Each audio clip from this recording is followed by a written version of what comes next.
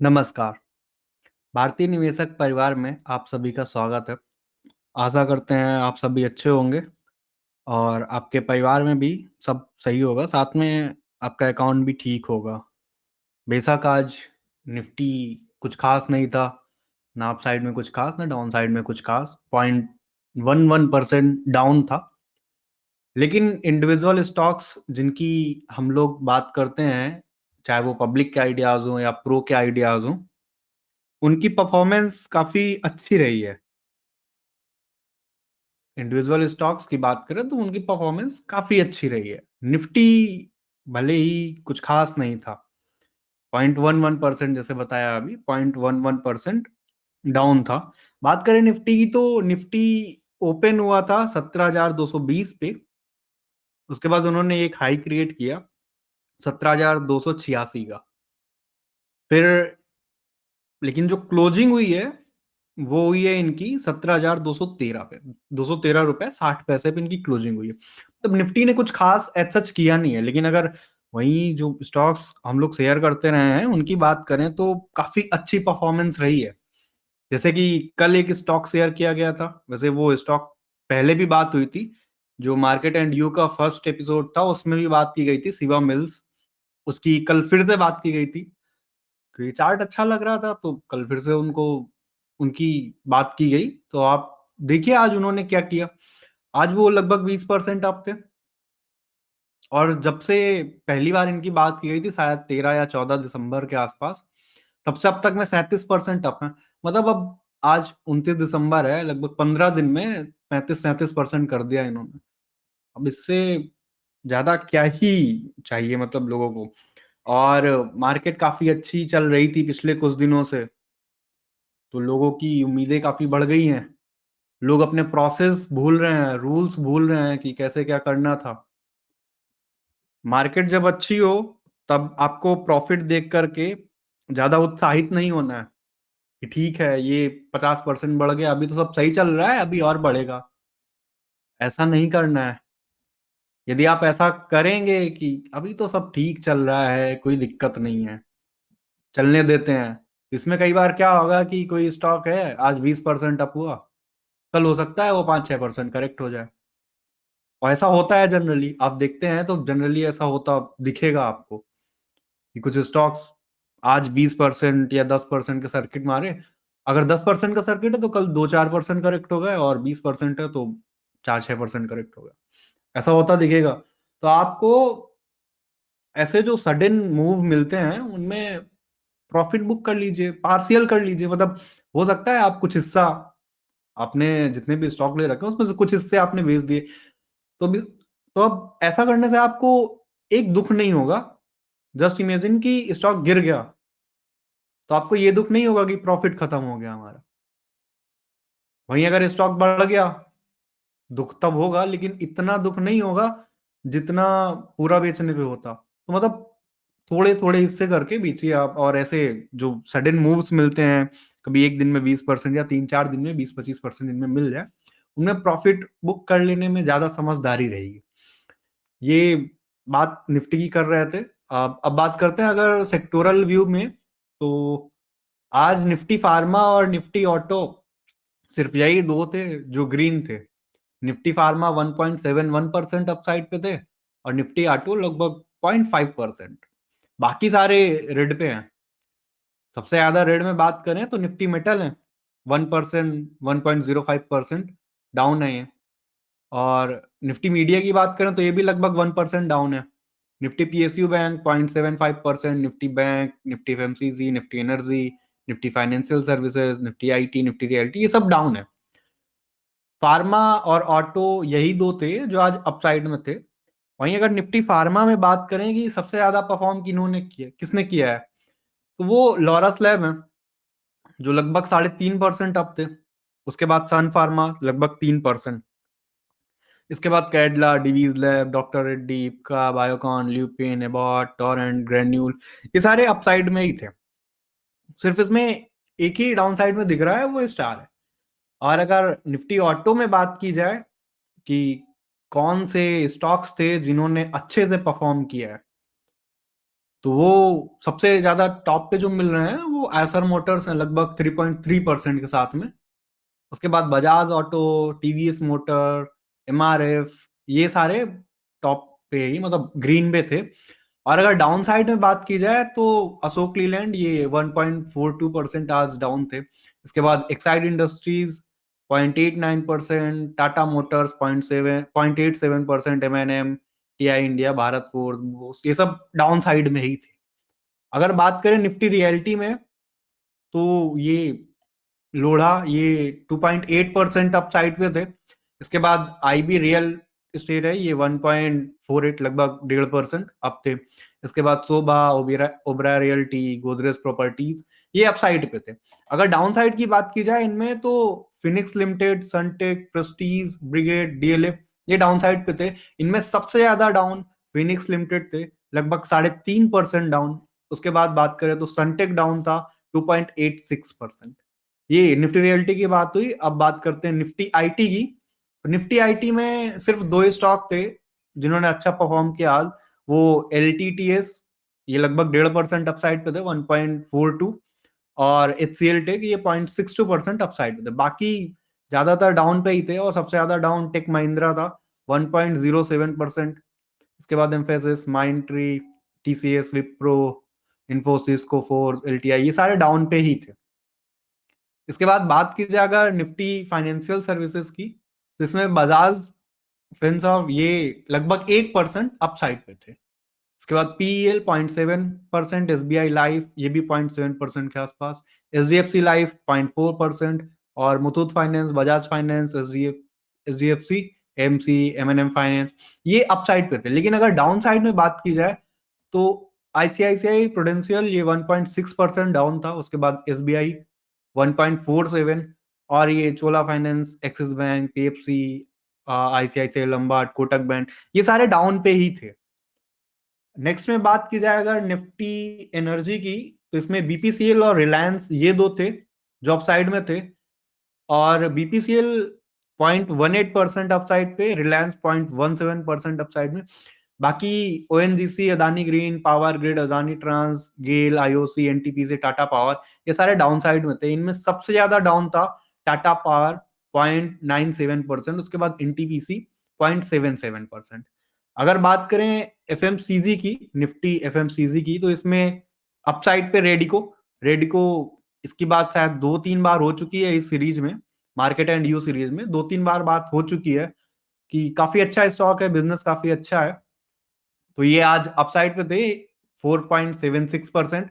इसके बाद VBL, UBL, Dabur, Marico, Britannia, Nestle, ये ग्रीन थे। वहीं अगर रेड में बात की जाए तो पीजीएचएच ये लगभग 2% डाउन थे, Emami Limited 1.64%, ITC, McDowell, Godrej, Colpal, और हिंदुस्तान यूनिलीवर, टाटा कंज्यूमर, ये सारे डाउन साइड पे थे। वहीं अगर बात करें निफ्टी बैंक की, तो इसमें एयू बैंक, इंडस इंसेंड बैंक और फेडरल बैंक, ये तीन थे जो आज ग्रीन थे। इसमें एयू बैंक था जो 2.5% के ऊपर था, 0.254%, सॉरी 2.54% अपसाइड पे थे। और इंडसइंड बैंक की बात करें तो वो 2.03% अप था। Federal bank 0.06%, IDFC first bank 0% पे थे, कुछ खास नहीं। और बाकी सारे रेड पे ही थे। सबसे ज्यादा डाउन पे थे एसबीआई, उसके बाद बंधन bank, RBL, axis, Kotak, HDFC, PNB, ये सारे डाउन साइड पे ही थे। नेक्स्ट में बात की जाए अगर निफ्टी पीएसयू बैंक्स की, तो इसमें पीएसबी, जेएंडके और बैंक ऑफ बड़ौदा, ये तीन ग्रीन थे। इसमें पीएसबी 0.63% अप था। और ज्यादातर इसमें बाकी डाउन साइड पे थे, और सबसे ज्यादा इसमें एसबीआई डाउन था। उसके बाद union bank, Maharashtra bank, Indian bank, Canara bank, IOB, PNB, ये सारे डाउन साइड पे ही थे। इसके बाद अगर बात करें अगले सेक्टर की, निफ्टी मीडिया। निफ्टी मीडिया लगभग 1% डाउन था आज।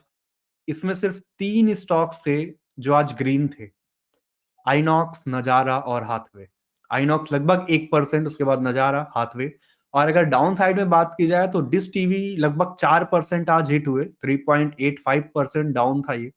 पीवीआर 1.89%, नेटवर्क 18 1.83%, जील, टीवी 18 और सन टीवी, सारेगामा, ये भी डाउन थे। नेक्स्ट बात करें अगर निफ्टी मेटल की, तो निफ्टी मेटल 1% से थोड़ा सा ज्यादा डाउन था, 1.05%। इसमें हिंदुस्तान कॉपर 1.25% अपसाइड पे थे। इसके बाद रत्नामणि 0.81%, विल्सन कॉप ये 0.61% अपसाइड पे थे। बाकी इसमें सारे डाउन साइड में हैं, और सबसे ज्यादा हिट जो हुआ है वो सेल है, SAIL। ये लगभग 2.21% डाउन साइड पे थे। इसके बाद Adani Enterprises, Jindal Steel, Vedanta, Coal India, National Aluminium, Tata Steel, ये सब डाउन साइड पे ही थे। अगर बात की जाए कि निफ्टी 50 में, सॉरी निफ्टी 500 में कौन से स्टॉक्स थे, मतलब कितने स्टॉक्स थे जो कि अच्छा परफॉर्म किए आज, मतलब कितना उनका नंबर क्या था, अगर इसकी बात की जाए तो एक मिनट, लगभग 230 स्टॉक थे जो आज अपसाइड पे थे। 0 से 3% के बीच में जो स्टॉक्स थे उनका नंबर 230 था। निफ्टी 500 की बात कर रहे हैं अभी हम।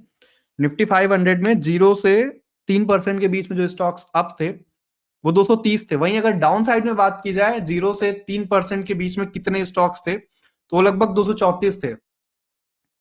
लगभग 234 स्टॉक्स थे जो कि डाउन साइड में थे, 0 से 3%। अगर बात की जाए 3 से 5% कौन से स्टॉक्स डाउन थे, तो उनमें सिर्फ दो स्टॉक आते हैं। ये है मिंडा इंडस्ट्रीज और Phoenix limited. Phoenix limited 3.55% down, और मिंडा इंडस्ट्रीज 4% से थोड़ा सा ज्यादा डाउन है। और बात करें कि कौन सा स्टॉक है जो 5% से ज्यादा डाउन था, तो उसमें एक अकेला स्टॉक है, जेके सीमेंट, 5.1% डाउन था। अगर बात की जाए कौन से स्टॉक्स हैं जो 3 से 5% अप थे, उसमें 23 स्टॉक्स हैं, और 5% से ज्यादा अप रहने वाले स्टॉक्स 11 हैं स्टॉक। और अगर इसी नंबर्स को देखा जाए निफ्टी 50 के अंदर, तो निफ्टी 50 में 0 से 3% के बीच में जो स्टॉक्स डाउन साइड पे थे उनका नंबर 30 था, 30। और अपसाइड में बात की जाए तो 19 स्टॉक्स ऐसे थे जो 0 से 3% के बीच में अप थे। एक सिंगल स्टॉक था जो 3 से 5% के बीच में था, वो था आयसर मोटर्स। आयशर मोटर्स, इसकी बात अभी थोड़ी देर पहले ही बताई गई थी कि ये 3.3% अप थे। तो ये रही बात, जनरल सी मार्केट ओवरव्यू की बात थी। इसके बाद जैसे अभी थोड़ी देर पहले भी बताया थे कि जैसी मार्केट की सिचुएशन चल रही है, इसमें लोग बहुत उत्साहित हो रहे हैं। लोग देख रहे हैं कि उनके पोर्टफोलियो में जो स्टॉक्स हैं उनमें से कुछ सर्किट पे बातें कर रहे हैं, 10% सर्किट, 20% सर्किट। इसमें आपको, आपके लिए ठीक ये हो सकता है, वैसे कहने को इसमें बहुत सारे आंसर्स बन सकते हैं, लेकिन जो हमें ठीक लगता है वो हम बताएं तो, जो सर्किट स्टॉक्स होते हैं उनमें आप यदि पार्शियल प्रॉफिट ले लें, पार्शियल ले लें, या हो सकता है कि 20% सर्किट हिट कर दिया, आप उसको सेल कर दे, कल करेक्ट होगा उसके बाद वापस ले लेंगे, 4-5% डाउन साइड पे मिल जाएगा। ये अप्रोच हमारे हिसाब से ये ज्यादा ठीक लगेगी। और वहीं अगर बात करें जब मार्केट काफी ज्यादा वीक होती है या मार्केट डाउन साइड पे चल रही होती है, तब लोग निराश हो जाते हैं, वो परेशान हो जाते हैं। वो लोग परेशान हो जाते हैं और अपने प्रोसेस या जो भी रूल्स उन्होंने सेट कर रखे होंगे ट्रेडिंग से रिलेटेड, उनसे वो छेड़खानी करने लग जाते हैं। अपसाइड पे चल रही होगी मार्केट, तो ये बोलेंगे कि कोई बात नहीं, अभी तो स्टॉक बढ़ रहे हैं, अपने जो रूल्स हैं उनको थोड़ी देर के लिए साइड में रख देते हैं। फिर वो स्टॉक अचानक से करेक्ट हो जाता है काफी ज्यादा। वहीं अगर डाउन साइड में बात करें, तो डाउन साइड में जब मार्केट गिर रही होती है तो लोग परेशान हो जाते हैं। वो बोलते हैं कि मार्केट का आज करेक्शन डे था, इसलिए स्टॉक शायद स्टॉप लॉस सेट किए हैं। कोई बात नहीं, अभी देखते ही नहीं, 2-4 दिन और देखते हैं। 2-4 दिन में हो सकता है उनकी वॉट लग जाए, कुछ भी हो सकता है यहाँ पे, क्योंकि आपने जो प्री डिफाइंड स्टॉप लॉस लिया था, यदि वो हिट कर गया है, तो आपका नियम तो ये कहता है कि आपको एग्जिट कर देना चाहिए। अब यदि आपने एग्जिट कर दिया तो आप अपने नियम को फॉलो कर रहे हैं। लेकिन जब मार्केट हिट होती है तो उस टाइम पे लोग इसको फॉलो नहीं करते। उस टाइम पे लोग नई नई थ्योरीज बनाते हैं अपने हिसाब से, बिजनेस देखते हैं। पहले स्टॉप लॉस सेट किया था, लेकिन जब मार्केट हिट हो गई तो उसके बाद जाके बिजनेस देखेंगे, उसके नंबर्स देखेंगे, वहां पे थ्योरी बनाएंगे कि बिजनेस अच्छा है, कोई बात नहीं, टाइम देते हैं। कई बार होता है कि इसमें लोग फंस जाते हैं, कई बार क्या, ज्यादातर टाइम पे यही होता है कि फंस जाते हैं। वो कुछ ऐसे टाइम होते हैं जिनमें वो बच जाते हैं इस थ्योरी की वजह से। तो आपको अपने नियम पे फोकस रखना है, आपको ज्यादा इधर उधर नहीं करना है, आपको अपने इमोशंस पे कंट्रोल रखना है, आपको प्रॉफिट देख करके उत्साहित नहीं होना है, और लॉस देख करके निराश नहीं होना है। रिस्क मैनेजमेंट पे सबसे ज्यादा ध्यान रखना है। आपने जो स्टॉप लॉस डिफाइन किया था पहले से, उसको देखिए। यदि वो हिट हो रहा है, आप एग्जिट कीजिए, या एग्जिट करने के पहले एक बार आप चार्ट देख लीजिए, या हो सकता है आपको थोड़ा सा 1-2% ऊपर नीचे पे कुछ दिख जाए कि एक और कोई सपोर्ट या रेजिस्टेंस टाइप है, वहां से आप उसको फिर से एक देख सकते हैं कि 1-2% दे दिया नीचे साइड में, या थोड़ा सा और एक्सटेंड कर दिया स्टॉप लॉस को। लेकिन बिना चार्ट देखे यदि आप ऐसी चीजें करते हैं, बिजनेस के फंडामेंटल देख लिए, नंबर देख लिए, कुछ भी देख लिए, उसकी वजह से यदि आप स्टॉप लॉस हिट हुए फिर भी आप एग्जिट नहीं करते, तो आप मार्केट के नियम के साथ छेड़खानी कर रहे हैं। कहना ये चाहते हैं कि आपके स्टॉप लॉस हिट होने के बाद एक बार आप चार्ट देख लीजिए, हो सकता है उसमें कुछ दिख रहा हो थोड़ा सा, या आप मार्जिन ऑफ एरर ले लीजिए 2-4% ऊपर नीचे, बस 2-4% भी नहीं, 1-2% बस, इससे ज्यादा नहीं। वरना फिर आप परेशान रहेंगे कि आपके स्टॉप लॉस हिट हुए थे, आपने एग्जिट नहीं किया था, उसके बाद काफी ज्यादा चीजें डाउन हो गई हैं। तो इन सबसे बचना है, इन सारी चीजों से बचना है, क्योंकि इनसे जितना ज्यादा आप बच के रहेंगे, उतना ज्यादा आप सेफ रहेंगे, उतने अच्छे से आप चीजें कर सकेंगे, क्योंकि तब आप मेंटली स्टेबल रहेंगे। यहाँ वो स्टेबिलिटी की बात नहीं हो रही है जो साइकोलॉजी में बात होती है, यहाँ पे नॉर्मल बात हो रही है जो मेंटल पीस की बात होती है उसकी। आपकी मेंटल कैपिटल और फाइनेंशियल दोनों रहेंगी आपके साथ।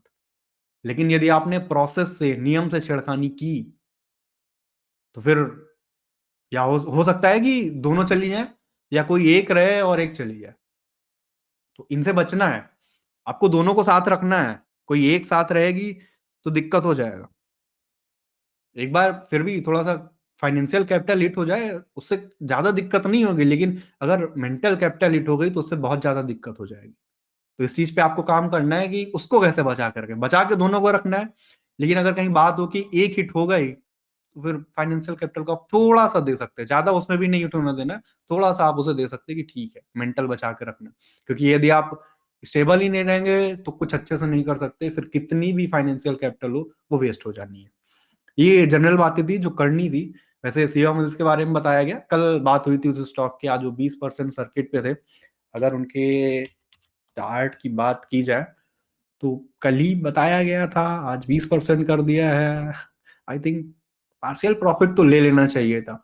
चार्ट में अच्छा है स्टॉक, डेली में तो वॉल्यूम देखिए आज, कल का जो वॉल्यूम था वो पहले के कंपैरिजन में काफी ठीक था, और आज का वॉल्यूम तो अलग ही चीजें बता रहा है। आप उसको देखेंगे तो वहाँ एक अलग लेवल की चीजें दिख रही हैं। सिवा वेल्स में ऐसा भी कुछ नहीं हुआ है कि ये लास्ट मोमेंट पे आके सर्किट लग गया और सर्किट इंटैक्ट है। इनका सर्किट जो लगा था वो यही कुछ 12:15 से 1 के बीच में लगा था, और उसके बाद से ये सर्किट ओपन नहीं हुआ है, और उसके बाद आप वॉल्यूम भी देखेंगे तो कुछ खास वॉल्यूम मिलेंगे नहीं। 1000-1500 स्टॉक्स ऐसे ही, कुछ में तो 5-6 भी बिके हैं। उसके पहले में था, काफी अच्छा वॉल्यूम था ये 9 बजे के आसपास। तो ये सिवा मिल्स की बात थी। और अब बात करते हैं जिन स्टॉक्स, जैसे डेली हम कुछ स्टॉक्स की बात करते हैं, तो आज जिन स्टॉक्स की बात करनी है उनमें सबसे पहला स्टॉक है FRHH। वैसे ये नया स्टॉक नहीं है, इसकी बात पहले भी हो चुकी है, अब याद नहीं है कौन से एपिसोड में हुई थी, लेकिन इस स्टॉक की बात हो चुकी है। Shri Rayalaseema High Strength Hypo Limited. इसके नंबर्स की बात करें तो वैसे इसके नंबर्स की बात पिछले एपिसोड में हो चुकी है, लेकिन एक शॉर्ट में अगर बात की जाए तो इनका जो करंट मार्केट प्राइस है वो 333 रुपए है, और इनकी मार्केट कैप लगभग 571 करोड़ के पास में, और प्रमोटर होल्डिंग 62% है। और बात करें तो इनकी जो सेल्स रही हैं सितंबर 2021 में वो 271 करोड़ रही हैं। ओपीएम 12% है, ईपीएस 12 रुपए 4 पैसे का ईपीएस है। और अगर एनुअल में सेल्स की बात की जाए, 2021 में 911 करोड़ सेल्स रही है, करंट में 1071 करोड़ की सेल्स रही है। ओपीएम 11% का हो गया है, और एनुअल ईपीएस इनका 40 रुपए 61 पैसे पे है। बैलेंस शीट में बात करें तो इनके पास रिजर्व्स काफी ज्यादा है, मतलब 450 करोड़ से ज्यादा के रिजर्व्स हैं। शेयर कैपिटल 17 करोड़ है, और टोटल लाइबिलिटीज 637 करोड़ पे हैं। और बात की जाए इनके कैश फ्लो की, कैश फ्रॉम ऑपरेटिंग एक्टिविटी जो है वो मार्च 2021 में 71 करोड़ का था। और शेयर होल्डिंग पैटर्न की बात करें, प्रमोटर के पास 62.09% स्टेक है, एफआईआईस के पास स्टेक नहीं है, डीआईएस के पास बहुत थोड़ी स्टेक है 0.04%, और पब्लिक के पास 37.87% स्टेक है। और इसमें भावेश जो है इनके पास 1.81% स्टेक है, मतलब लगभग 36% स्टेक बचती है पब्लिक के पास। तो ये थी शॉर्ट में इनके नंबर्स की बात। अब इनके चार्ट की बात करते हैं। SRHH, श्री रयालसीमा।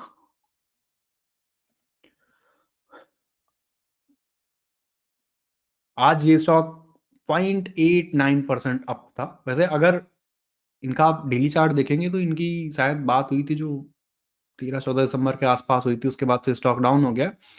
लेकिन अभी ये लो रिस्क एंट्री पॉइंट आपको दे रहा है।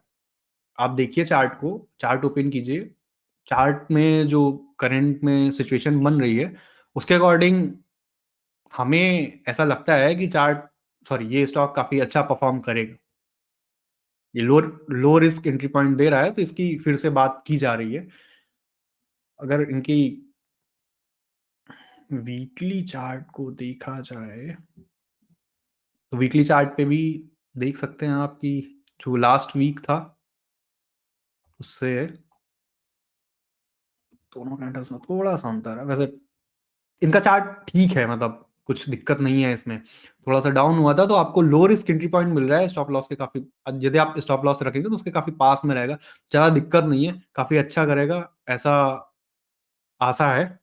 नेक्स्ट स्टॉक जिसकी बात करेंगे वो KDDL है। इस स्टॉक की भी बात हो चुकी है पहले के एपिसोड्स में। इनके नंबर का भी एक शॉर्ट में व्यू देते हैं तो इनकी जो मार्केट कैप है वो 1116 करोड़ की मार्केट कैप है। करंट मार्केट प्राइस 871 रुपए है। और इनकी पीई की बात की जाए तो 46.2 है। वहीं बात की जाए कि ये करते क्या है, तो इनका जो बिजनेस है वो घड़ी के डायल्स जो होते हैं ना, हाथ, मतलब जो घड़ी होती है उनके डायल्स से रिलेटेड इनका बिजनेस है। और अगर बात करें प्रमोटर होल्डिंग की तो 46.9% की प्रमोटर होल्डिंग है। सेल्स इनकी लगभग 700 करोड़ के आसपास रही हैं। इनके पास डेट है, ठीक ठाक डेट है, 250 करोड़ के आसपास का डेट है। और अगर बात की जाए इनके ओपीएम की तो लगभग 12% का ओपीएम रहा है। सेल्स सितंबर 2021 में 193 करोड़ 27 लाख की रही हैं। और इनका ईपीएस सितंबर 2021 में 4 रुपए 71 पैसे पर रहा है। और अगर बात एनुअली की जाए तो मार्च 2021 में इनकी सेल्स रही हैं लगभग 550 करोड़ की, जो कि करंट में 690 करोड़ के पास पहुंच गई हैं। और इनका ओपीएम 2021 में 12% था, वो करंट में 13% के पास में पहुंच गया है। वहीं अगर ईपीएस की बात की जाए तो 2021 में जो इनका ईपीएस था 4 रुपए 45 पैसे का, वो बढ़कर के अब लगभग 19 रुपए पहुंच गया, 18 रुपए 98 पैसे। इसके पहले बात करें अगर मार्च 2020 में ये निगेटिव में हुआ करता था, माइनस में 46 पैसे पे पहुंच गया था। और अगर बात की जाए इनकी टोटल लाइबिलिटीज की तो सितंबर 2021 के क्वार्टर में इनके पास लगभग 660 करोड़ की लाइबिलिटीज रही। कैश फ्लो की बात करें तो इनका cash from operating activity 90 crore रहा है मार्च 2021 में। और शेयर होल्डिंग पैटर्न में प्रमोटर्स के पास 46.87% स्टेक है, डीआईएस के पास 8.95% स्टेक है, एफआईआईज के पास 20.06% स्टेक है, पब्लिक के पास 24.12% स्टेक है, जिसमें से ये आशा मुकुल इनके पास 3.77% स्टेक है। मतलब लगभग 20% के आसपास पब्लिक के पास फ्री फ्लोट बचता है। तो ये थी बात इनके नंबर्स की शॉर्ट में। अगर इनके चार्ट की बात की जाए तो ये जो स्टॉक रहा है इसने काफी अच्छा परफॉर्म किया है। आज आज की अगर बात करें तो ये स्टॉक लगभग 4.5% अप था। और इस स्टॉक की पहले बात हुई थी जब, तो वो एपिसोड जहां तक हमें याद है शायद 15 या 16 दिसंबर को इनकी बात हुई थी। तो उसके बाद से स्टॉक थोड़ा सा गिरा है। अच्छी बात थी ये, आप मतलब स्टॉक के लिए अच्छी बात नहीं थी, लेकिन आपके लिए हो सकता है यदि आपने उस दिन नहीं लिया था तो आपके लिए अच्छी बात हो सकती थी कि आपको लो रिस्क एंट्री पॉइंट मिल रहा था। और ये 27 दिसंबर को इन्होंने लो बनाया था लगभग 760 रुपए के आसपास, वहां से स्टॉक रिवर्स किया है। और आशा है कि ये काफी अच्छा करेगा, इसलिए इसकी फिर से बात की जा रही है। नेक्स्ट स्टॉक जिसकी बात करेंगे वो पीआई इंडस्ट्रीज है। इस स्टॉक की भी वैसे बात हो चुकी है पहले। पीआई इंडस्ट्रीज, इनके नंबर्स की बात करें तो लगभग 45,500 करोड़ का मार्केट कैप है। सॉरी, 45,500 करोड़, 45,520 करोड़ का मार्केट कैप है इनका। और बात करें करंट मार्केट प्राइस की तो 3001 पे चल रहे हैं ये। इनका एग्रोकेमिकल से रिलेटेड बिजनेस है, डोमेस्टिक एक्सपोर्ट दोनों पे ये हैं एक्टिव। और इनके पी की बात की जाए तो 57.5 का पी है। आरओसी लगभग 22.1%, आरओई 18.5% का है। डिविडेंड देते हैं, डिविडेंड यील्ड 0.17% पे है इनकी। प्रमोटर होल्डिंग 46.7% है। बात करें अगर फ्री कैश फ्लो की तो टू दो सॉरी 288 करोड़ का इनके पास फ्री कैश फ्लो रहा है। सेल्स लगभग 5,000 करोड़ के पास पहुंच गई थी, 4907 करोड़ पे। अगर बात की जाए इनके एनुअली क्वार्टरली रिजल्ट्स की तो उसमें सितंबर 2021 में इन्होंने 1354 करोड़ की सेल्स रिपोर्ट की थी, और ऑपरेटिंग प्रॉफिट इनका 292 करोड़ था। वहीं अगर ओपीएम की बात की जाए तो ओपीएम 22% था, और ईपीएस इनका 15 रुपए 13 पैसे था। और अगर एनुअल में बात की जाए तो इनका मार्च 2021 में इनकी सेल्स जो रही हैं वो 4577 करोड़ की रही हैं, जो कि करंट में 4907 करोड़ पे हैं। अगर ओपीएम ओपीएम की बात की जाए तो करंट में ओपीएम इनका 21% पे है। और ईपीएस की बात करें तो ईपीएस करंट में 52 रुपए 20 पैसे पे है। और बात की जाए अगर इनके कैश फ्रॉम ऑपरेटिंग एक्टिविटीज की तो मार्च 2021 के क्वार्टर में 725 करोड़ का कैश रहा है। और शेयर होल्डिंग पैटर्न में देखें तो प्रमोटर्स के पास 46.74% स्टेक है, एफआईआईज के पास 19.71% स्टेक है, डीआईआईज के पास 21.65% स्टेक है, पब्लिक के पास 11.85% स्टेक है, और अदर्स के पास 0.05% स्टेक है। ये रही इनके नंबर्स की बात, मतलब पब्लिक के पास लगभग 12% स्टेक बचती है। अगर इनके चार्ट की बात की जाए, पीआई इंडस्ट्रीज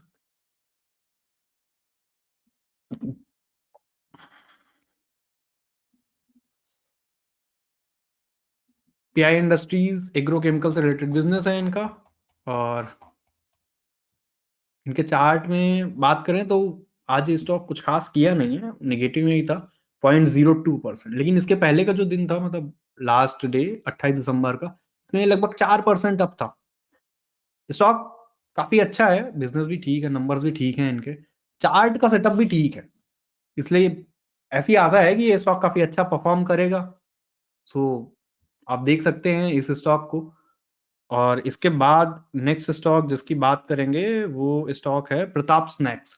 प्रताप स्नैक्स, इसकी भी बात पहले की गई थी, आपको याद होगा। येलो डायमंड करके है इनका जो स्नैक्स का बिजनेस है, येलो डायमंड ब्रांड, उसके अंदर ये है।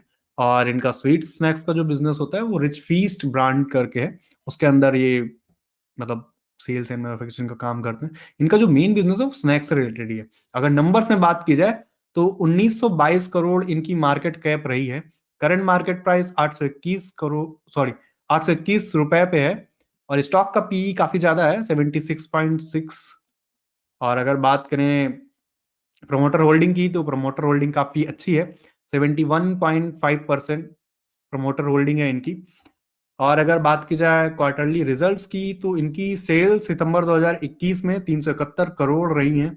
इनका ऑपरेटिंग प्रॉफिट 24 करोड़ था। अगर ओपीएम की बात की जाए तो 7% इनका ओपीएम था। और ईपीएस इनका जो जून 2021 में निगेटिव पे था, निगेटिव में 68 पैसे, वो करंट में 6 रुपए 26 पैसे पॉजिटिव पे है। अगर एनुअल प्रॉफिट एंड लॉस की बात करें तो मार्च 2021 में इनकी सेल्स 1171 करोड़ की थी, जो कि करंट में 1299 करोड़ पे है। और अगर इनके ऑपरेटिंग प्रॉफिट की बात की जाए तो 67 करोड़ है। ओपीएम इनका 5% है। और अगर ईपीएस की बात की जाए तो 2021 में इनका ईपीएस था 6 रुपए 4 पैसे, जो कि करंट में 10 रुपए 56 पैसे पे। अगर इनकी बात की जाए कि कैश फ्लो कैश फ्लो की बात करें तो कैश फ्रॉम ऑपरेटिंग एक्टिविटीज मार्च 2021 के क्वार्टर में 77 करोड़ का रहा है। और शेयर होल्डिंग पैटर्न लगभग 71.5% प्रमोटर के पास स्टेक है, एफआईआईज के पास 5.09% और डीआईआईज के पास 16.42%। पब्लिक के पास जो बस्ती है वो 7% बस्ती है, मतलब फ्री फ्लोट काफी कम है इस स्टॉक में। अब इनके ये रही बात इनके नंबर्स की। अब इनके चार्ट की बात करते हैं। प्रताप स्नैक्स काफी अच्छा बिजनेस है, जैसा कि डिटेल में इसके बारे में बताया गया था जिस एपिसोड में इनकी बात की गई थी पहली बार, वहां से बात की जाए आज इस स्टॉक ने भी कुछ खास नहीं किया है। मतलब निगेटिव पे था 0.16%, लेकिन इसके पहले के जो दिन था उसमें पॉजिटिव पे था। मतलब अभी आप देखेंगे ना तो ये स्टॉक काफी अच्छा परफॉर्म करेगा, ऐसी आशा है। आप देखिए तो इन्होंने जो हाई बनाया था 12 जुलाई को, लगभग 827 रुपए का, अभी ये स्टॉक उसको पार कर गया है।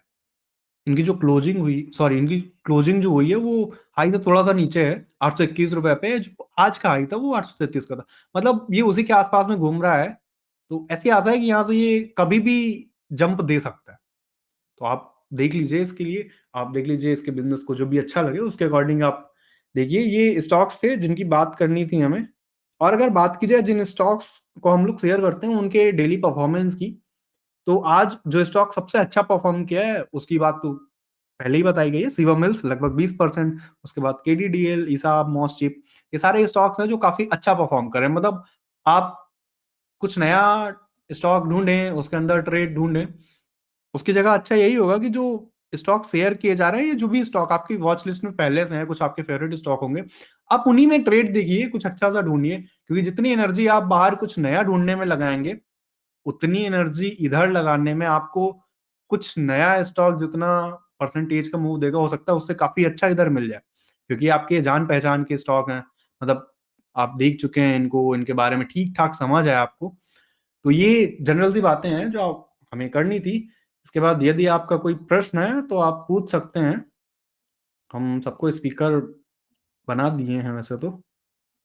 यदि कोई सवाल है या कोई सुझाव है तो आप बता सकते हैं। Uh, Hello, sir. I dropped a message on Venus Remedies. Sir, anything special means any news or some volume pattern, like a wait, significant change in last 2 days in Venus Remedies, sir? Wait, chart open करते हैं।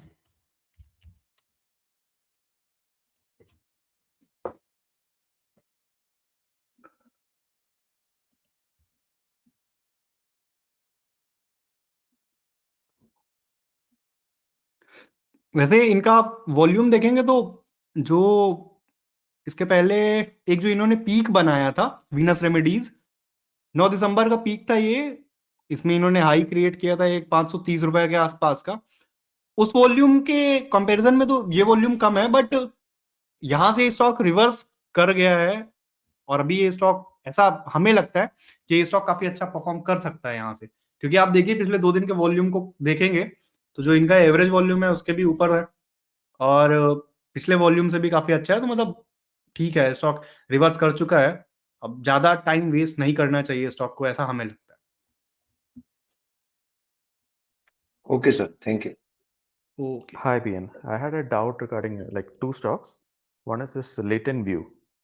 So a couple of weeks back, you had explained regarding an IPO strategy, saying that if it is going above the closing price, it is a good scene karkis. And latent view, in fact, has generated volumes and it is meeting the condition. So can you give your view on that? Yeah, all right. So let me first, take up again the Venus remedy thing. So, I mean, Dinesh already knows this, that it has been old pro idea, और वहां पे से अच्छा किया था, फिर बहुत तेजी से नीचे आया और स्टॉप लॉस हिट हो गया। और फिर अब इसको कहना नहीं चाहिए स्टॉप लॉस हिट, क्योंकि उसके बीच में उसने काफी अच्छा मूव दे दिया था। तो अब आपके पास कोई स्ट्रेटजी होना चाहिए जिससे आप ट्रेल करके पहले निकल जाएं। अब ये बहुत ही क्रिमिनल, अगर आप 20% स्टॉक अप हो जाए उसके बाद भी उसको वापस आने दें और 12-15% वो डाउन हो, फिर आप एग्जिट करते हैं, तो बेसिकली आप 25-30% डाउन मूव देख रहे हैं। बहुत ही गलत है ये। ऐसा नहीं होना चाहिए unless you are sitting on some huge profit, let's say 200%, 300%। उसमें अगर आप 20-30-40% गंवाते हैं क्योंकि आप ट्रेल कर रहे हैं, तो समझ में आता है। लेकिन इनिशियली अगर ऐसा हो रहा है तो बिल्कुल गलत है। अब वीनस में क्या है कि उसमें ऐसी आशा थी कि वो जो है 23 नवंबर का जो बॉटम बनाया था, 22 नवंबर को, 23 नवंबर को जो कैंडल था, ऐसा लग रहा था कि शायद वहां से रिवर्स कर जाए। अच्छा, स्टॉक ने रिवर्स किया, लेकिन वो जो पुराना रेजिस्टेंस था वहां से सेल ऑफ वापस आ गया। और वो क्लासिक टॉप आउट पैटर्न है, हाई वॉल्यूम शूटिंग स्टार, है ना। तो अगर ये देखोगे, अगर आप 9 दिसंबर का वॉल्यूम बड़े अच्छे हैं लेकिन कैंडल बहुत ही खराब है ना। अच्छा, ऐसी ही कैंडल पीजीईएल में कल बनी थी, जिसके लिए सागर ने प्रश्न पूछा था कि शायद दिन आ गया क्या बेचने का, तो मैंने कल ये आंसर किया था कि आज की कैंडल जरूर खराब है लेकिन बेचने का दिन आया या नहीं आया वो कल पता चलेगा ना। तो जब जब शूटिंग स्टार टाइप का कैंडल होता है, उसमें आपको उसी दिन जो है कोई एक्शन नहीं लेना है, आपको ध्यान रखना है ये बात का, ठीक है। और कोई मैसेज जब लिखते हैं चैट बॉक्स में, किसी को रिप्लाई करते हैं, आप पब्लिक में कहीं रिप्लाई करते हैं, प्लीज उसको थोड़ा पढ़िए एक दो बार ध्यान से, है ना, कि जो आप समझ रहे हैं क्या वही कहा जा रहा है या कुछ और कहा जा रहा है। क्योंकि अगर आप सरसरी तौर से पढ़ेंगे तो शायद आपको ऐसा फील होगा कि कल ही हमने ये बोल दिया था कि पीजीएल में लोकल टॉप बन गया तो आपको बेच देना। नहीं, ऐसा बिल्कुल नहीं बोला था। बोला ये था कि आपको कंफर्मेशन कल मिलेगा, कल मतलब आज की कैंडल डिसाइड करेगी कैसा होना चाहिए नहीं होना चाहिए। अच्छा, आज मार्केट, ब्रॉडर मार्केट आपको दिखने में ठीक लगेगी लेकिन बहुत से स्टॉक्स थे जो अच्छा नहीं कर रहे थे, तो कुछ आज मिला जुला दिन था। उस मिले जुले दिन में भी पीजीएल ने बहुत अच्छा किया है, और जबकि कल की कैंडल बहुत खराब थी, तो उसका मतलब ये कि शायद अभी यहां से रन बाकी। खैर, अब वीनस रेमेडी में आते हैं। तो अच्छा, जब ये नीचे आया तो अब जो ये जहां पे उसने सपोर्ट लिया वो जुलाई जुलाई फर्स्ट वीक में आप देखोगे ना, तो उस टाइम ये सर्किट लगा रहा था, और सर्किट लगा के वहीं पे रुका था 2-3 दिन के लिए। उसकी वजह से वहां वॉल्यूम अच्छे हैं, और उसी सेम एरिया पे जो है अभी 27 दिसंबर को सपोर्ट लिया है, और फिर लास्ट 2 दिन के कैंडल काफी अच्छे हैं। अब देखो, सवाल ये है कि क्या यहाँ पे बॉटम बन गया? Most likely yes. अब क्या ये कह सकते हैं कि ये मोमेंटम में आ गया? एब्सोल्युटली नॉट, मोमेंटम में ये नहीं है, लेकिन बॉटम मोस्ट लाइकली बन गया। अच्छा, अगर नहीं भी बना होगा तो अगर मानो किसी को लेना है, तो अब ये फिर स्टॉप लॉस रखना पड़ेगा वही 369 का। अब 369 के नीचे अगर वापस से जाता है क्लोज, तो फिर आप ये कह सकते हैं कि जो है पैटर्न जो है खराब हो गया, शायद बॉटम अभी काफी दूर है। तो ये हुआ। अब लेकिन अभी ये कितना समय लगाएगा वापस जाने में, अब ये कहना थोड़ा मुश्किल है। इसीलिए देखिए, आपको स्ट्रैटेजी के तरीके आने चाहिए अंडरस्टैंडिंग के टर्म्स में। जैसे रिवर्सल आना चाहिए आपको, कंसोलिडेशन से निकलने वाला है वो पहचानना आना चाहिए। ब्रेकआउट खरीदना तो सभी को आता है, खैर मानो उसमें क्या आना नहीं आना है वो बात नहीं है, लेकिन अल्टीमेटली आप ट्रेड कुछ ही स्ट्रैटेजी करें, क्योंकि सारी स्ट्रैटेजी हर समय सूट नहीं करती, तो उसका ध्यान रखना है। अब जैसे ऐसे पैटर्न, मतलब ये 6 महीने बाद आपको सुनने में बड़ा अच्छा लगेगा कि अरे पता है वो जो है हमने वीनस रेमेडी जो है 400 पे खरीद लिया था 28 दिसंबर को, और वहां से जो है बहुत अच्छा किया। सवाल ये है कि 6 महीने बाद वो कहना आपको अच्छा लगेगा, या अभी 1 महीने 2 महीने जब ये कुछ नहीं करेगा तो उस बात से आपको दुख होगा। तो ये आपको समझने की जरूरत है।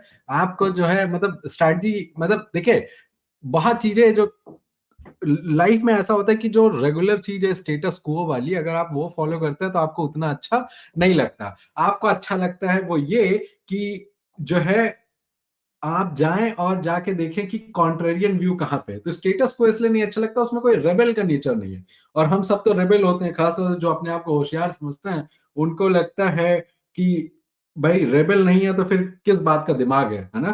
तो अगर आप रेबल हैं तो माना जाएगा कि नहीं नहीं आपके पास दिमाग है।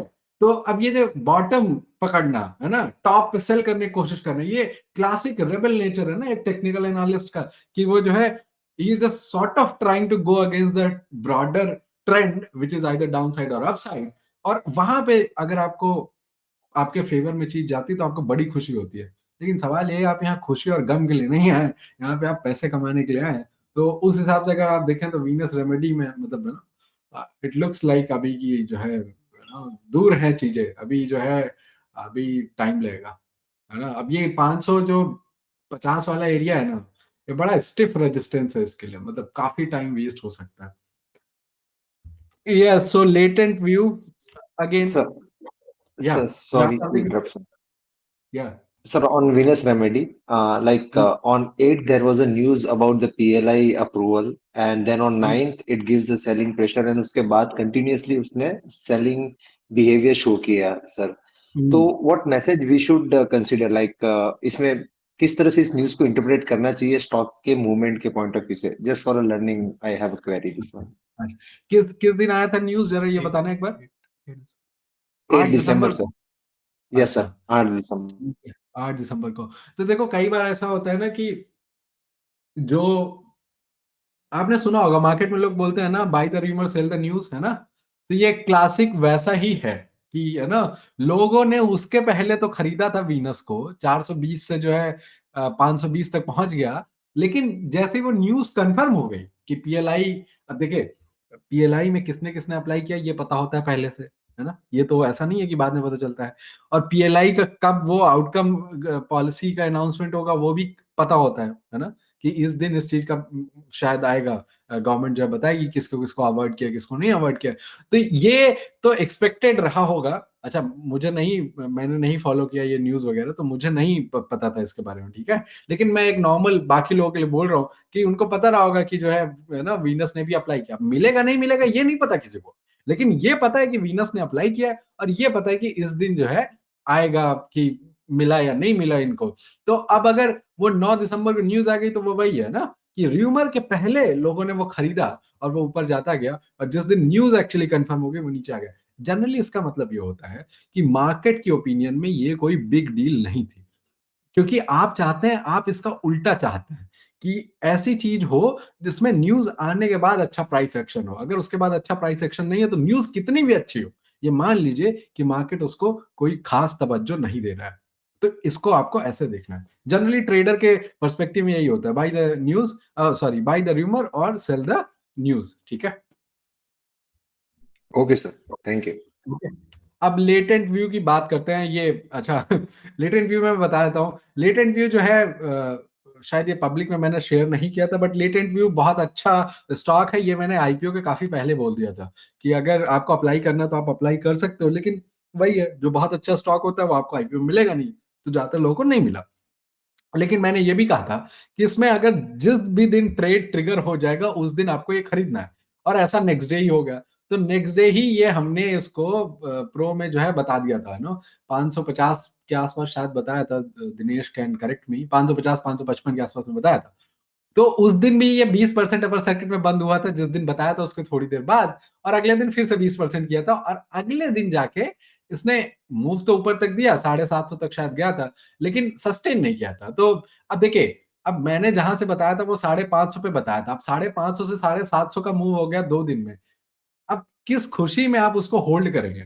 मतलब ठीक है, हो सकता है कि आप उस चीज से अभी भी इनेमर्ड हैं कि नहीं नहीं स्टॉक बड़ा अच्छा करेगा, नो डाउट वो अच्छा है और शायद अच्छा करेगा आगे। लेकिन इतनी जल्दी अगर आपको इतने अच्छे गेन्स मिलते हैं तो आपको ले लेने चाहिए, उसमें कोई बुराई नहीं है। अच्छा, जैसे हमने क्या किया था, हमने अपने पर्सनल अकाउंट में क्या किया था, उसी दिन खरीदा था जिस दिन हमने प्रो में बताया था, उसके अगले दिन हमने बेचा था जब 20% एक और सर्किट लग गया था, तब बेचा था। अच्छा, उसके अगले दिन या थोड़ी देर के लिए मॉर्निंग में बढ़ा था, तो अब ये कह सकते हैं कि थोड़ी देर हमें दुख होगा कि यार बेच दिया, वरना अभी 8-10% और आ जाते हैं अच्छे खासे अमाउंट के ऊपर। लेकिन खैर ऐसा चलता रहता है, इसमें कोई बात नहीं।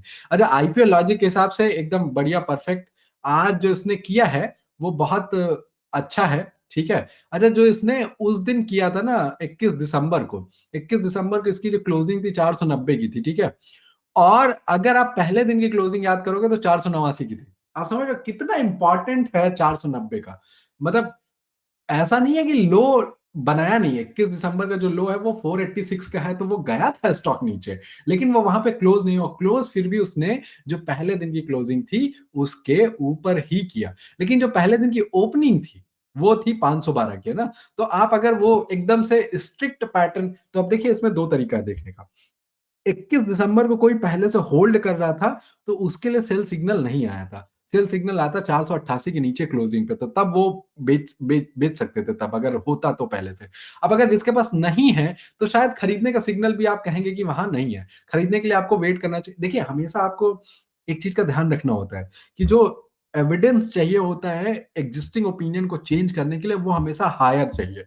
आप कभी लाइट एविडेंस है जो एग्जिस्टिंग ओपिनियन है उसको तो कंटिन्यू कर सकते हैं, लेकिन अगर आपको ओपिनियन चेंज करनी है तब आपको ज्यादा वर्दी एविडेंस चाहिए, है ना। तो मतलब अगर कोई चीज ऑलरेडी एक डायरेक्शन में मूव कर रही है तो ज्यादा फोर्स नहीं चाहिए ना उसको उसी डायरेक्शन में और मूव कराने के लिए। लेकिन अगर आपको उसको डायरेक्शन बदलना है तो पहले आपको इतना फोर्स चाहिए कि वो रुके, और फिर उल्टा फोर्स लगाना है ताकि वो दूसरी साइड मूव करे, है ना। तो वैसी चीज। तो अब अगर आप देखेंगे तो यहाँ पे अगर आपको नया ट्रेड चाहिए तो 512 के ऊपर होना चाहिए। इसका मतलब ये कि आज का वो दिन है जब आपको लेटेंट व्यू में ट्रेड लेना चाहिए। तो अब आज का ले लेंगे आप, 488 रुपए का स्टॉप लॉस है और आप ले सकते हैं। खैर ये ध्यान दिलाने के लिए धन्यवाद, क्योंकि अब ये जो है आज जो है मैंने देखा नहीं था लेटेंट व्यू, तो अभी जो है प्रो में भी ये कल I have to put the message कि you can again take the latent view. और कौन सा दूसरा स्टॉक था which you wanted to ask? Yeah, Bien, so there is another stock which I have been tracking for quite some time. That is almost like 1 year. The name of the stock is Marshall Machines. Okay. So this was listed in 2017, and Okay. this 2017 was a time when the valuations were not crazy, and Okay. it was listed at a pretty decent valuation of around 35 or 36 rupees. Okay. So this went up to 60 rupees and all. It was in lots, like 3000 ka lot tha wo. Now it is selling in, so now it is normal. In the main board, it has come to the main board. Now again, this stock is trading near to 38-40 rupees. Only confusion I'm having is that this is it doing in circuits. So it's very difficult to judge the movement. So I wanted your opinion on whether to take a trade on this or not. Okay, so as I can see कि ये 2018 सितंबर में आया था 40-40 रुपए के आसपास में, 18, sorry. 50 रुपए है ना, और 50 रुपए का हाई बना, उसके बाद बस बेचारा नीचे जा रहा था है ना, और 5-6 रुपए पे पहुंच गया था है ना। यस। सो उसके बाद अगर हम देखते हैं तो ये जुलाई 2020 में इसका बॉटम बना। आप समझिए कि मतलब इसको मार्केट में लिक्विडिटी का इतना इशू था कि despite wider market have बॉटम्ड in March itself, इसको जो है जुलाई तक लग गया और 5 रुपए के आसपास में, 5 रुपए 20 पैसे के आसपास में वहां जाके इसका जो है बॉटम बना, और उसके बाद से काफी अच्छा कर रहे हैं। और लेकिन ये कि वही है, अब शायद ये अभी अगर मेन बोर्ड में आ गया तो अब तो शायद सर्किट की प्रॉब्लम नहीं आनी चाहिए थी, लेकिन ये अभी भी वैसे ही कर रहा है। तो देखो ये जो चार्ट है ना, ये बड़ा इराटिक दिख रहा है, मतलब है ना। अब इसमें अभी काफी स्ट्रॉन्ग सेलिंग प्रेशर भी है, तो जो ये पहले के लोग खरीदे वाले हैं ना, they are like trying to get out of it. तो अब ये स्टॉक कुछ दिन में अच्छा हो जाएगा। जैसे अगर ओवरऑल देखें तो इस स्टॉक ने काफी अच्छा किया है, मतलब अब ठीक है वो 40 से नीचे आया था इसलिए फिर नीचे से ऊपर गया, तो it doesn't mean much, but ये उनके लिए नहीं फर्क पड़ेगा जिसने सितंबर 2018 से खरीद रखा था, हमने थोड़ी नहीं खरीद रखा। हमारे लिए तो बहुत बहुत अच्छा है कि करीब साल भर में, 1.5 साल में ये 8 गुना हो गया ना। 5 रुपए का स्टॉक जो है 8 गुना से भी ज्यादा हो गया एक्चुअली है ना।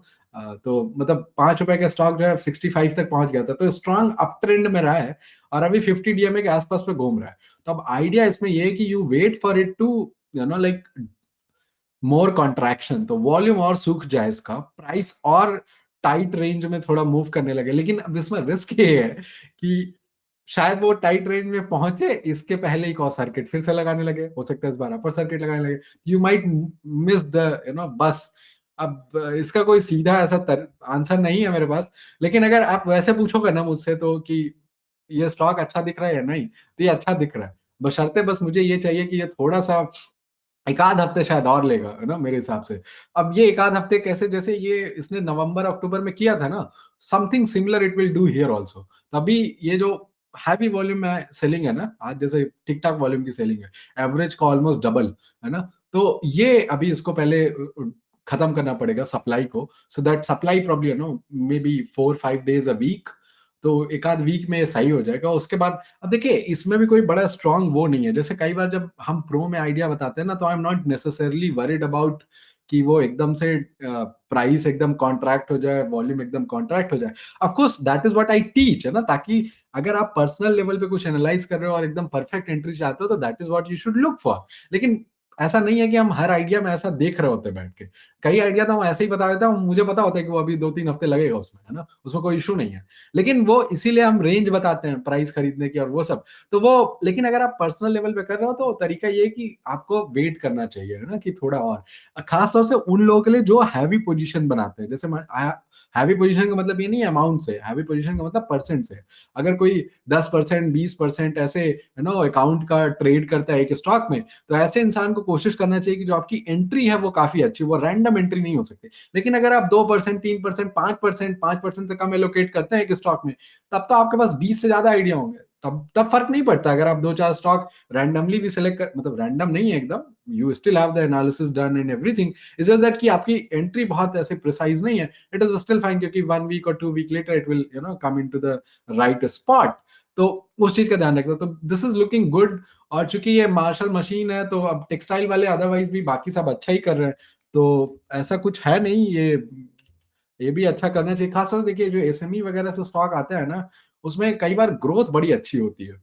ठीक है, तो अब जैसे इसका नंबर जो मेरी स्क्रीन पे दिख रहा है वो मतलब है ना काफी ऑड लग रहा है, जून 2020 और सितंबर 2020। अच्छा, क्योंकि ये 6 महीने का साइकिल होता है ना एसएमई में, राइट। तो अब इसमें नंबर, अब ये क्वार्टरली नंबर तो अब ये रिपोर्ट करेंगे क्योंकि अब मेन बोर्ड में है, उसके पहले तो 6 महीने वाले करते थे। लेकिन अच्छा, इनके नंबर्स में रेवेन्यू में कुछ खास ऐसी ग्रोथ नहीं है। ओके, लेकिन कैपेक्स हुआ है शायद, तो ये 40 करोड़ का बेस होता था मार्च 2020 में, मार्च 2021 में 68 करोड़ का है ना। सो दिस शुड रिफ्लेक्ट है ना। तो एसएमई के स्टॉक में जनरली आप देखेंगे जो मेन बोर्ड में आ रहा है उसके बाद चीजें कई बार काफी अच्छी हो जाती हैं। तो ये दिस लुक्स गुड है ना। और खासतौर से ये बड़ा बहुत लंबा कंसोलिडेशन है। आप देखोगे तो अगस्त से प्रैक्टिकली स्टॉक ने क्या किया, कुछ नहीं किया है ना। तो अभी अगर यहाँ से एक बार फर्म अप होता है तो ये काफी अच्छा करेगा। लेकिन एक ये 55 के अराउंड लेवल है ना, ये 55 के एरिया में इसको फिर से प्रॉब्लम आएगी, क्योंकि पिछली बार जब ये 55 की रेंज में ट्रेड कर रहा था 50 से 55 के बीच में, तो वहां पे अच्छे खासे वॉल्यूम थे। वो वॉल्यूम नेक्स्ट टाइम जब वो वहां पे आएगा तो सेलिंग प्रेशर में कन्वर्ट हो सकते हैं, unless the buying force is so strong कि वो इजीली वहां से क्रॉस कर जाए। तो फिर अब देखिए एक बार क्रॉस कर जाता है तो फिर ये होता है कि जिसने पहले भी खरीदा वो कहेगा मैं भी तो प्रॉफिट में हुआ ना, why should I sell. And even if they sell, the selling will not be at a point, है ना। लेकिन अगर उसी रेंज में मानो किसी भी कारण से फंस जाता है स्टॉक एक बार, तो फिर क्या होगा, वो सारे लोग जो उस रेंज में खरीदे हैं, जो अब नो प्रॉफिट नो लॉस की सिचुएशन में या माइनर प्रॉफिट माइनर लॉस की सिचुएशन में, दिल come back and start selling. तो उसकी वजह से वो प्रॉब्लम आ जाती है। ठीक है। Okay, Bian, understood. The thing is that what I have done is around 50% position I have taken in this at 40 rupees. So I'm Okay. waiting for a downfall or a uptrend in order to add more, because I feel that Downfall I 36 don't is a see. support. Yeah, so downfall I don't see, like, although the support Okay. looks like, it is at 30, okay? But Okay. unlikely. I don't see it, going back to 30 again.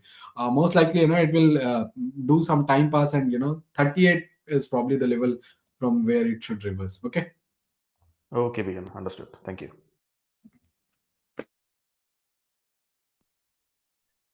Hello. Yeah. जैसे अभी आपने latent view पे बात की, वैसे एक stock का data pattern. हाँ, उसका हाँ, लेकिन उसमें कहाँ पहले दिन का लेवल क्रॉस किया? नहीं पहले दिन का नहीं किया, लेटेंट व्यू में भी अभी पहले दिन का क्रॉस नहीं किया है। अच्छा, क्या पहले बात दिन कर का रहे हो? क्रॉस किया है, ऑल टाइम हाई नहीं किया है। Right right right. हाँ, तो दोनों में अंतर है ना, कितनी हाँ बार हाँ बताया हाँ ये क्या था? हाँ, नहीं हाई नहीं और नहीं लो नहीं, ठीक इंपॉर्टेंट है। होता है या ओपन और क्लोज? हम्म। ना। ठीक है, वो उसमें ही मैं कंफ्यूज हो गया था। हाँ, तो वो मैप माई इंडिया है जिसमें क्रॉस कर गया, लेकिन वो आज ज्यादा अप हो गया तो शायद उसमें तो स्टॉप लॉस थोड़ा बड़ा हो जाएगा। लेकिन अगर कोई झेल सकता है उतना बड़ा स्टॉप लॉस, तो मैप माई इंडिया ठीक है, ठीक है। स्टॉप लॉस बस अच्छा देखना। लेकिन अब मैप माई इंडिया में भी वही हुआ है, अब ये जो आज की कैंडल है ना, या फिर बहुत गड़बड़ है। मतलब इतना लंबा वीक, इसका मतलब ये कि there are enough sellers, so most likely it will consolidate. अब ये जब तक वॉलेट नहीं करता 1560 का लेवल, तब तक बहुत अच्छा है। अब लेकिन 1560 का अगर आप स्टॉप लॉस लेके अभी लोगे ना, तो मोस्ट लाइकली पहले स्टॉप लॉस लेगा आपका और फिर जाके अच्छा करेगा। तो मतलब there are all kinds of troubles, है ना। तो अब इसमें जो सबसे सेफ स्टॉप लॉस है वो है कि पहले दिन का जो क्लोज था ना 1393 वाला, तो उसके नीचे का स्टॉप लॉस लेना पड़ेगा। अब लेकिन वो बहुत डीप हो जाएगा, तो मतलब मैंने it is better if you just wait, है ना। और इसमें यही रखना है यार, जो आपके पास ये नया आईपीओ वाला स्टॉक है ना, तो पहले दिन के जो दो लेवल है ना, ओपन और क्लोज, उस दोनों पे अलर्ट लगा लो। अलर्ट लगा लो, जब आएगा तो फिर देख लेना वहां से। ठीक है। और जनरली एक और चीज का ध्यान रखना, जब लिस्ट होता है स्टॉक, अगर वहीं पे 2-3 दिन 4 दिन एक आध हफ्ते के अंदर ही अगर क्रॉस कर जाता है ना उसके ऊपर, तो जनरली ऐसा होता है कि वो थोड़ा सा अच्छा करता है फिर वापस आता है। जनरली ऐसा होता है। तो वही लेटेंट व्यू में भी हुआ था ना, कि वो तुरंत ही उसने बाई दे दिया। जब तुरंत बाई देता है तो वो फिर तुरंत ऊपर चला जाता है, और फिर जो लोग नीचे खरीदे होते हैं वो दे स्टार्ट सेलिंग। अच्छा, अगर वो थोड़ा टाइम ले ले, 2-3 हफ्ते अगर लगा दे यहीं पे, है ना, बेस बिल्डिंग में और समथिंग समथिंग, और फिर अगर बाई मिलता है तो वो ज्यादा थोड़ा बेहतर होता है। अब देखिए, लेकिन अब beggars don't get to choose, है ना। तो we are kind of beggars in the market, है ना। We don't decide the move और क्या होना चाहिए नहीं होना चाहिए, तो हमको तो जो मिलेगा वही लेंगे। तो अब लेकिन हमको अपनी समझ डेवलप करनी पड़ेगी ना, कि कैसे स्टॉक में कैसे स्ट्रैटेजी से ट्रेड करना। तो इस चीज का भी ध्यान रखना। आईपीओ स्टॉक में अगर 2 हफ्ते के पहले अगर सिग्नल आ जाता है बाई का, जनरली ऐसा होता है कि वो मतलब उसमें प्रॉफिट ले लेना भलाई होती है। अब वो कई बार डीमार्ट टाइप का भी स्टॉक हो जाता है, लेकिन डीमार्ट बड़ा एक्सेप्शन है और सब जानते हैं। लेकिन मोस्टली अगर आप देखोगे तो ऐसे ही होगा कि 2 हफ्ते के अंदर अगर बाई आएगा तो बहुत जल्दी 40-44% दे देगा मूव, और फिर नीचे आ जाएगा और खा लेगा सारा। इसका ध्यान रखना। और कुछ? Bien, just a Sir, broad question again, dude. The thing is, how do you see this FII selling? Continuously, they are selling for 1 lakh crore. They अरे are sold in last 2 months. Do you see a turmoil ahead, or can we stay invested? stay invested and just focus on the charts. Okay, so don't like be too strong about the business that you like too much a particular business or anything. Okay, so if you see that the stock is looking weak, you get out. Okay, and if you see that something is shaping up well, then you get in. So don't make a too big deal about FII is selling or anything. Okay, so just ignore that. And also see, FIIs have the financial year from January to December. Okay, so probably this is tax loss, harvesting and all those things. So 2 days more, probably January, and after that you'll have much clearer picture. By the way, January will also see some turmoil. Reason is, in January people start guessing what will be the budget, and what kind of policies will come and all of that. So probably January will also see the similar things. But after January, we'll have much clearer picture. But I don't see any trouble in the stock market. I'm not someone who is looking at Nifty at 13,500 or anything. It's like most likely we are going to continue the upwards. And even if the index Nifty and Sensex are not going to do much, I'm like reasonably sure that mid caps and the small caps, especially the setups which are looking good on price action, will continue to do well. So I don't see any alarming situation, and anything that asks for any cutting down the equity exposure. Absolutely not. So that part is the way it is. Thanks, Bien, for the confidence. Thank you. All right. Anything else? Okay, so somebody is actually asking. Yeah, I have made everybody a speaker. तो किसी को कुछ पूछना है please थोड़ा जल्दी कर लें.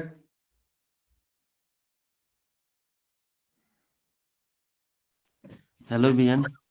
Yeah. I have a confusion regarding the PEG ratio, how we can be used in a business, कि कैसे यूज करते हैं कि इसको रेशियो को, वो मेरे को अच्छा, कंफ्यूज हुआ. PEG price to ratio, earning की बात कर रहे हो ना? ये PEG रेशियो बोल, प्राइस टू अर्निंग नहीं, अच्छा, PE रेशियो नहीं, price to PEG. Earning and growth. अच्छा, पीईजी. अच्छा, ठीक है. हाँ, एक काम करते हैं. ये चूंकि बड़ा आंसर हो जाएगा, ठीक है, तो ये जो है फ्राइडे को रखें. फ्राइडे को जो है I will talk about it. अच्छा, फ्राइडे का दिन वैसे भी I will take the whole session, तो उसमें बात करेंगे, ठीक है, क्योंकि अभी फिर लंबा हो ठीक है. जाएगा, मतलब छोटे में काम ओके नहीं चल पाएगा. ओके, ओके, ठीक है. ऑलराइट. किसी और को कुछ बोलना है, पूछना है before we wrap it up? Alright, nothing. Okay, so just focus on charts. ठीक है, कोई स्टॉक जो वीक दिखता है पोर्टफोलियो में है, cut it down. Don't think too much कि क्या होगा, वो होगा, मैनेजमेंट अच्छा है, बिजनेस अच्छा. नहीं नहीं, वो सब बाद में सोच लेना. पैसे कमा लिए ना 1-1.5 साल में, अब उसको बचाना है, और फिर अब वहीं जाना है जो स्टॉक अच्छा कर रहे हैं, और जो नहीं अच्छा कर रहे हैं यू कट देम शॉर्ट, है ना. और उसमें और कुछ ज्यादा दिमाग लगाएंगे तो आधा प्रॉफिट आपका चला जाएगा जो आपने कमाया था. तो ऐसा ना करें. उसका तरीका यही है कि आप जो है फोकस रखें चार्ट पे, ना. अब चार्ट का मतलब ये नहीं कि दिन भर हर घंटे यही डिसाइड करें क्या बेचना है. मतलब ठीक है, once a day you look at things, या वंस अ वीक देख लें तब भी चलेगा. तो इस चीज का ध्यान रखें, बाकी तो सब ठीक है. All right, so let's see you tomorrow in the morning with the audio note, and at 9:30 with the Market and You episode 14.